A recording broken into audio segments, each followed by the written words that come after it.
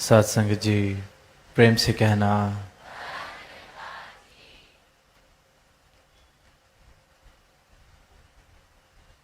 कल शाम देर रात ऊना में आगमन हुआ।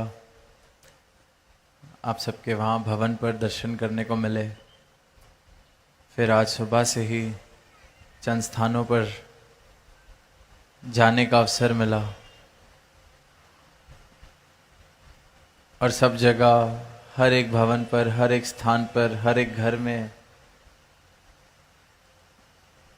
जहाँ जाने का मौका मिला, जो प्रेम और प्रीत वाले भाव देखने को मिले, जो श्रद्धा वाले भाव देखने को मिले, जो परमात्मा के लिए शुक्राने वाले भाव देखने को मिले, उन भावों से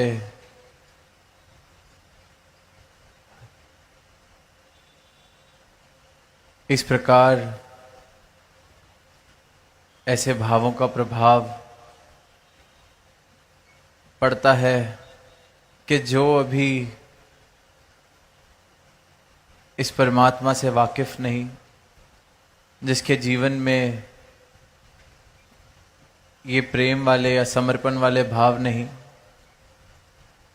पर जब वहाँ प्रेम की बरसात में किसी को भीगता देखता है तो उसका हृदय भी पुकार करता है कि ऐसा आनंद मेरे जीवन में हो। और आज सुबह से ही इन्हीं भावों के बीच, इस प्रेम की बरसात में ही रहने का अवसर प्राप्त हुआ और दातार के सदगुरु के चरणों में सिर्फ और सिर्फ शुक्राने वाले भाव के ये ब्रह्म ज्ञान जो मिला है, इसकी प्राप्ति जो हुई है, गुरु की कृपा जो हुई है, सदगुरु का तरस जो हुआ है, ये सिर्फ उसी की बदौलत हृदय के भाव इस प्रकार हैं। वरना संसार में कहीं भी जाते हैं, कोई किसी का हाल पूछता है तो सिर्फ और सिर्फ दुख, सिर्फ और सिर्फ कष्ट, सिर्फ और सिर्फ पीड़ा। या तो इस बात का दुख कि कुछ नहीं है, या इस बात का दुख कि जितना है वो कम है, या इस बात का दुख कि अब जितना है वो संभल नहीं पा रहा है। जिस मुकाम तक पहुंच गए हैं अब वहां पर टिकना मुश्किल हो गया है, या जिस मुकाम पर पहुंचे थे उस मुकाम से ऊंचा मुकाम किसी और ने हासिल कर लिया है। इस तरह आनंदित होके सिर्फ और सिर्फ वही नाच सकता है, वही जीवन जी सकता है जिसकी इस परम आनंद के साथ लिव जुड़ गई है, जिसको बोध हो गया है इस परमात्मा का, इस सच्चाई का, जिसे वो बात समझ आ गई है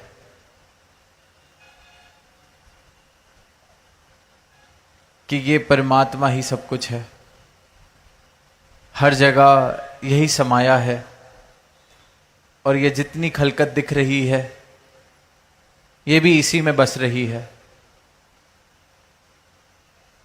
मेरी सच्चाई, मेरा मूल रूप, मेरी पहचान यही परमात्मा है, इसी का मैं अंश हूं। और जब इस सच्चाई के साथ, इस सत्य के साथ राब्ता हो जाता है, इस अविनाशी शाश्वत सत्ता से नाता जुड़ जाता है, इसके दर्शन हो जाते हैं, तो जीवन में भक्ति प्रवेश करती है।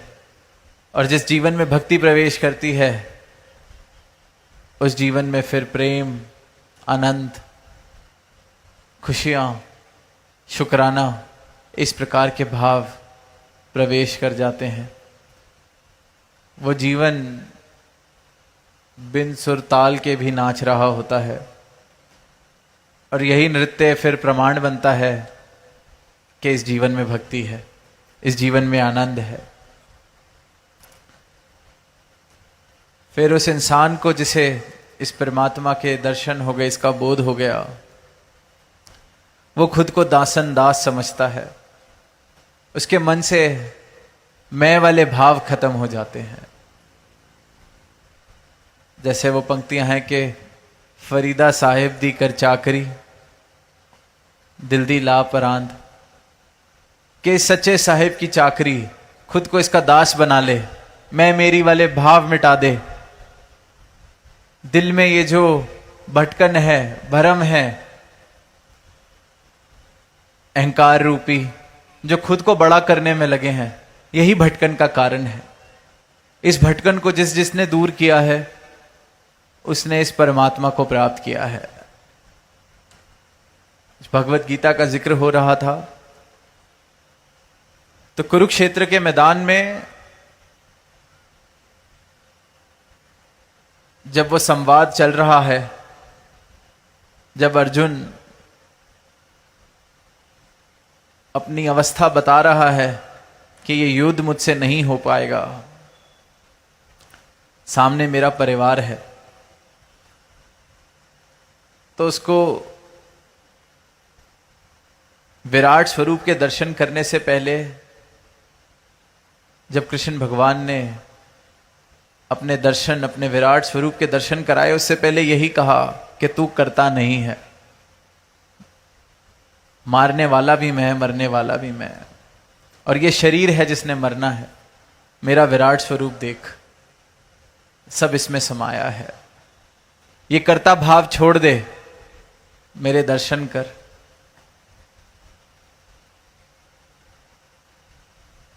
और इस कर्ता भाव को छोड़ के अपने धर्म को निभाओ। और जैसे ही वो कर्ता भाव गया, जैसे ही मैं वाली भावना गई, वैसे ही जो दृष्टि दी गई, ज्ञान चक्षु दिए गए, फिर उसको प्राप्त करने के बाद इस विराट के दर्शन किए। फिर आगे को प्रणाम किया, बाएं को प्रणाम, पीछे को प्रणाम, दाएं को प्रणाम, ऊपर को प्रणाम, नीचे को प्रणाम, क्योंकि दर्शन सिर्फ इस एक के, इस विराट के होने लग गए। कर्ता भाव छोड़ दिया, दिल के भ्रम, दिल की भटकन मिट गई, क्योंकि सारी भटकन की शुरुआत और आधार मैं वाले भाव हैं। वहीं फिर कबीर दास जी की भी वो पंक्तियां हैं कि जब मैं था तब हरि नहीं, अब हरि है मैं नाही, सब अंधियारा मिट गया, दीपक देखा माही। ये अंधकार मिट गया मेरे जीवन से, ज्ञान की रोशनी का दीपक मेरे जीवन में आया, सारा अंधियारा मिट गया, क्योंकि रोशनी जीवन में आ गई, जीवन उज्जवल हो गया। तो जब तक मैं हूं, मैं मेरी वाले भाव हैं, तब तक मिलन नामुमकिन है इस परमात्मा से। दास साहिब दी चाकरी, दास वाली भावना। पहले प्रण में जो बात कही जाती है कि तन मन धन, ये दातार का है, इसे दातार का ही समझना है। जिसने खुद को ये तन मन धन से अलग कर लिया, जान लिया कि ये मैं नहीं हूं, उसको समझ आया कि मेरा मूल रूप तो ये परमात्मा है। जिस जोत दा अंश है बंदे, उस जोत नू जानते सही। जिसके हम अंश हैं, उसको जाने बगैर ही जीवन जिया जा रहा है। और जिसने भी समर्पण किया है, गुरु के चरणों में शीश झुकाया है, उसको फिर इस परमात्मा के दर्शन हुए हैं, उसको फिर इस परमात्मा की प्राप्ति हुई है। सिर्फ कथन तक सीमित नहीं रहा ऐसे इंसान का परमात्मा के साथ रिश्ता। मिलन, मिलन की बात की गई है। जिसने के जीवन में भी सही मायनों में भक्ति आई है उसने मिलन की बात की है, कथन की नहीं। कहना तो मजबूरी है क्योंकि भाषा तो यही यूज करनी पड़ती है, इसी का इस्तेमाल करना पड़ता है। और इस परमात्मा से मिलन के बाद फिर कथनी कही गई है। कबीर दास जी की वाणी पढ़ते हैं, जीते जी। आज सुनी वो पंक्तियां कि राम कबीरा एक भय कोई ना सके पहचानी। जीते जी लिखा है, मैं ना मरबू मरी वो संसारा, अब मोहे मिले हो जीवन हारा। जीते जी लिखी हैं ये पंक्तियां, जीते जी ये अवस्था प्राप्त की है, क्योंकि अपनी मैं को तज दिया, अपने अहंकार को तज दिया, पहचान लिया कि मैं कुछ नहीं हूं, जान लिया कि सब कुछ इसके हुक्म में, ये बनाने वाला, ये सृजनहार सब में बसा है, कण कण में बसा है।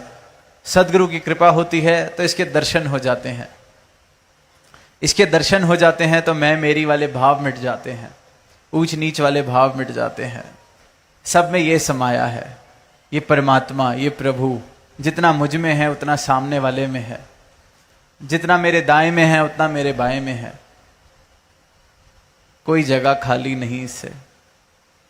तो फिर वो अवस्था आ जाती है कि भ्रमों के कारण, अज्ञानता के कारण इस परमात्मा को कहीं चार दीवारी में सीमित किया हुआ था, कहीं दिन के किसी घड़ी में सीमित किया हुआ था, किसी तीर्थ में किसी मूर्त में सीमित किया हुआ था। पर जब ये ज्ञान चक्षु सदगुरु बख्शते हैं तो समझ आ जाती है कि तो कण कण में है। और सिर्फ समझ नहीं, दिखाई देता है, बोध हो जाता है, कण कण में बस रहा है। और मैं मूर्ख इस कण कण में बसने वाले परमात्मा को, जिसमें ये सारी रचना बस रही है, इस असीम सत्ता को मैं सीमित कर रहा था। मुझसे बड़ा मूर्ख कोई सोचे कि जैसे सूरज की सारी रोशनी मैं किसी डब्बी में कैद कर लूं, समुद्र का सारा पानी मैं एक ग्लास में कैद कर लूं और कहने लगूं कि यही समुद्र है। एक ग्लास भर के कोई ले जाए उस समुद्र से, अपने घर पे रख दे और कहे कि यही समुद्र है। कैसे सीमित कर सकते हैं इस असीम को? पर यह अज्ञानता, इस असीम के बंटवारे करने का भ्रम कि ये मेरा है वो तेरा है, इस परमात्मा का भी बंटवारा कर लेती है हमारी अज्ञानता। ये नहीं देखती कि इस परमात्मा की बनाई हुई रचना हम सबके लिए सांझी है, सबके लिए बराबर है, तो ये परमात्मा कैसे मेरा तेरा हो गया?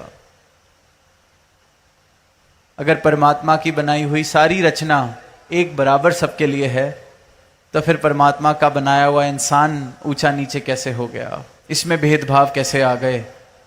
इसमें यह कैसे कह दिया गया कि इसकी जान की कीमत कम, उसकी जान की कीमत ज्यादा, ये ऊंचे कुल का या ये नीचे कुल का, ये इस जाति का ये उस जाति का? ये सिर्फ और सिर्फ अज्ञानता और भ्रमों के कारण धर्म मजहब की दीवारें बन जाती हैं, जात पात की दीवारें बन जाती हैं। और फिर जिस जिस को भी बोध हो जाता है इस सच्चाई का, इस सत्य का, उसके भ्रम गिर जाते हैं, क्योंकि उसकी मैं खत्म हो जाती है, अहंकार खत्म हो जाता है। मैं का जो एक पर्दा डला हुआ है आंखों के आगे, वो गिर जाता है। और जैसे ही वो मैं वाली भावना खत्म होती है, तो ये भी समझ आ जाता है कि भ्रम, ये दीवारें, ये भी तो इस मैं के कारण ही आ रही थी। जैसे कि आंख में किसी के कोई तिनका चले जाए, या अपना ही कई बार बाल आंख में चला जाता है, या कंकड़ लग जाता है, धुंधला दिखने लगता है, आंख से जब तक उसको निकालो ना साफ नहीं दिखाई देता। इसी प्रकार ये जो मैं है, ये जो अहंकार है, ये आंख में पड़ी मिट्टी है जिसकी वजह से दिख नहीं रहा। जैसे ही आंख साफ होती है तो साफ साफ दिखाई देता है। जैसे ही ये मैं हटती है आंख के आगे से, फिर ये परमात्मा दिखाई देता है। जब मैं हट जाता हूं, मैं मिट जाता हूं, तो शेष जो रह जाता है वो परमात्मा है। और इसी परमात्मा का ज्ञान सदगुरु कराते हैं। एक कहानी दास को याद आ रही है कि कैसे ही इंसान एक गुरु के पास गया कि मुझे आपसे दीक्षा प्राप्त करनी है, आपका ज्ञान प्राप्त करना है। कितना समय लगेगा कि मैं भी मोक्ष को प्राप्त कर लूं? क्या कितना टाइम लगेगा? मैं सब कुछ करने को तैयार हूं जो आप कहें, कितना टाइम लगेगा? सामने से गुरु कह देते हैं 10 साल। गुरु के मन में बात आती है कि पता नहीं कितनी इसकी जिज्ञासा है, कितनी सच्चाई है। 10 साल बोल के देखता हूं फिर टिकता है कि नहीं। थोड़े टाइम बीतता है, गुरु की शरण में रहता है, फिर पूछ पड़ता है कि अगर मैं दूसरों से ज्यादा ध्यान